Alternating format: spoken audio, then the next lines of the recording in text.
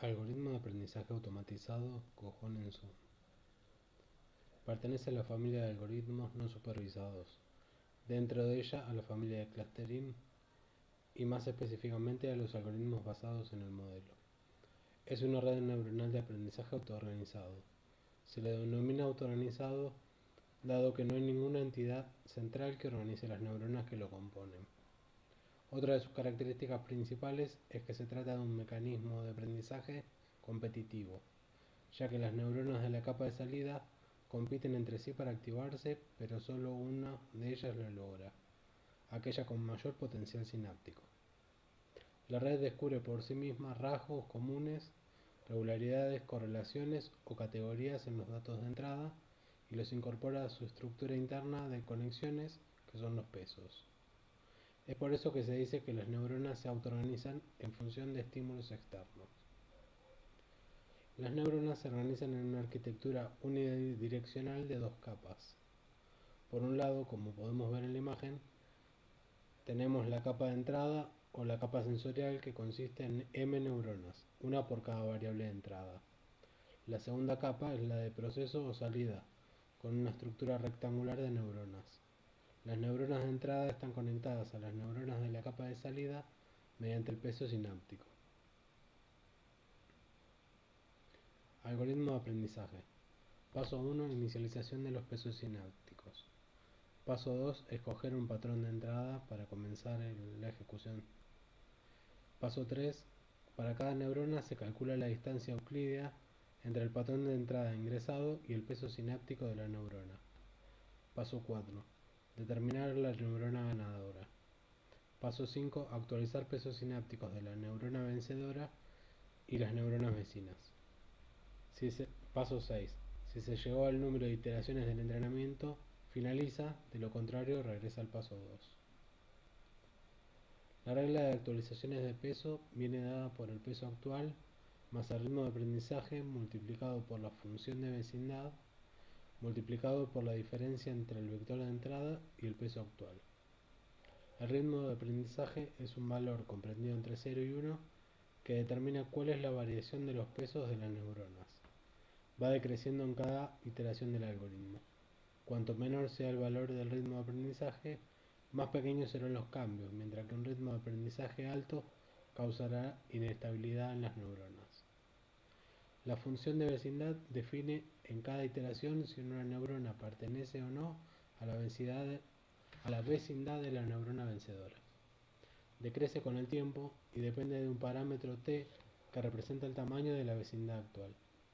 Una neurona pertenece a la vecindad de la ganadora si la distancia euclídea entre ella y el patrón de entrada es menor que t. El algoritmo recibe como parámetros de entrada datos continuos. En el caso de requerir la utilización de un campo de otro tipo de datos, deberá ser transformado. Técnicas para medir la performance de los clústeres. Dado que Cojones pertenece a la familia de algoritmos de aprendizaje automatizado no supervisados, es difícil determinar si el resultado de la clusterización es aceptable. Es por eso que existen una determinada cantidad de técnicas e índices para poder validar un agrupamiento. Existen dos tipos de validaciones, interna y externa. La diferencia entre ambas radica en si se va a utilizar información externa para la validación, es decir, información que no fue utilizada en el proceso de clusterización. En la práctica se utiliza la validación externa para escoger el algoritmo de clustering óptimo, mientras que la validación interna además tiene como finalidad detectar la cantidad de clústeres óptima para este set de datos. Las técnicas de validación internas se basan principalmente en los criterios de cohesión. El miembro de cada clúster debe ser lo más cercano posible a los otros miembros del clúster, y de separación, o sea que los clústeres deben estar ampliamente separados entre sí, pudiendo optar como medida de separación entre los centroides la separación entre los miembros más cercanos de clústeres distintos o la distancia entre los miembros más distantes entre clústeres. Para medir la cohesión de los grupos intraclústeres que el algoritmo generó, se utiliza la fórmula que podemos ver en la pantalla, donde K es el número de clústeres, X es un punto del clúster CI y MI es el centroide del clúster.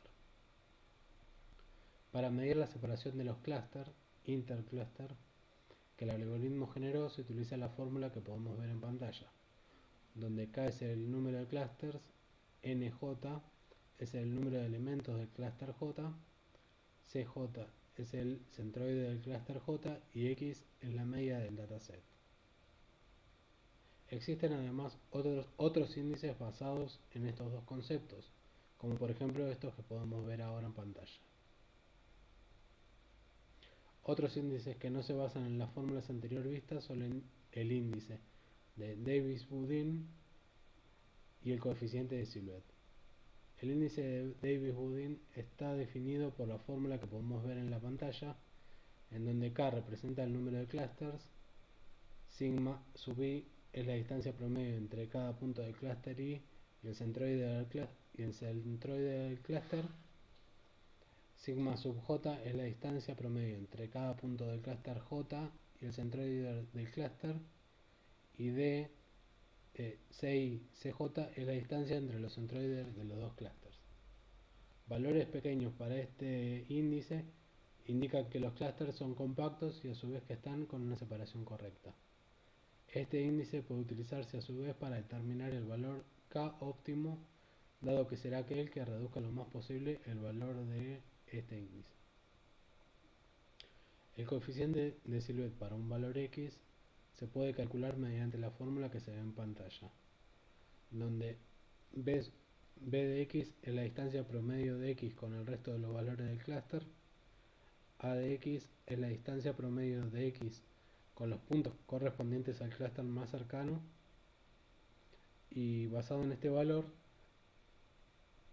el resultado siempre va a estar comprendido entre el intervalo menos 1 y 1. Si es cercano a menos 1, significa que es un mal agrupamiento. Si el valor es cercano a 0, quiere decir que este coeficiente nos sirve para determinar si es un buen agrupamiento. Y si el índice da cercano al valor 1, entonces es un buen agrupamiento. Parámetros a configurar. El software Tanagra permite configurar los siguientes parámetros: tamaño de capa de proceso o salida. Nos permite escoger qué tamaño será el rectángulo de qué tamaño será el rectángulo de neuronas de la capa de salida. Normalización de distancias. Nos permite normalizar los atributos según la varianza o dejarlos sin normalizar. Los distintos atributos de entrada pueden tener escalas muy distintas entre sí, y a través de la normalización podemos ajustar estos valores a fin de obtener resultados más precisos. Ritmo o tasa de aprendizaje inicial. Permite escoger el ritmo de aprendizaje con el cual comenzará el proceso de aprendizaje. Como se explicó anteriormente, cuanto menor sea este valor, más pequeños serán los ajustes que deberán hacer las neuronas en cada activación. Y un valor alto causaría mucha inestabilidad en las neuronas.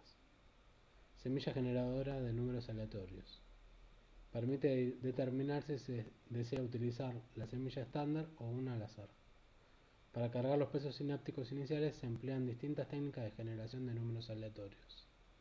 La generación de números aleatorios arrancan con un valor inicial, semilla, y a este valor se le aplica una serie de pasos correspondientes a la técnica, y de esta forma se genera el primer número aleatorio. Luego, utilizando este valor como nueva entrada, se van obteniendo el resto de los números aleatorios. Como ejemplo ilustrativo se puede utilizar los datos de Fisher sobre el problema de clasificación de las plantas del género Iris. Se tiene una muestra de 150 plantas donde cada ejemplar posee 4 características, y la tarea consiste en determinar el tipo de planta iris en base a ellas. Las características son longitud del sépalo, ancho del sépalo, longitud del pétalo y ancho del pétalo. Hay unos 50 ejemplares para cada tipo de planta del género Iris: setosa, versicolor y virgínica. Para este ejemplo estaremos utilizando el software Tanagra en su versión 1.4. Paso 1. Abrir un nuevo proyecto asignándole el dataset correspondiente a Iris. Paso 2. Si la carga de datos fue correcta, en la ventana derecha se verá la información del dataset. A continuación, haremos clic en Define Status y seleccionaremos como atributos Sepal Length, Sepal Width, Petal Length y Petal Width. En la parte inferior de la pantalla vamos a la solapa Clustering y arrastramos el algoritmo Cojones-Om en el árbol de la ventana izquierda. A continuación, haciendo clic derecho sobre el algoritmo situado en el árbol de la izquierda, podremos acceder a los parámetros de configuración. Luego de configurar los parámetros del algoritmo, hacemos doble clic sobre él y este se ejecutará. En la ventana derecha podemos ver los resultados obtenidos. Para poder comparar que también puede identificar los distintos tipos de plantas, ingresaremos a la solapa Data Visualization y escogeremos la opción View Dataset. Haciendo doble clic sobre View Dataset podremos ver la base de datos original y nos permitirá comparar el atributo Target original con el nuevo atributo creado luego de la ejecución del algoritmo. Valiéndonos de una herramienta de visualización, podemos observar cómo el algoritmo pudo reconocer con total seguridad al grupo de Iris setosa en la parte izquierda del gráfico, mientras que en los dos grupos restantes el algoritmo no tuvo el mismo resultado.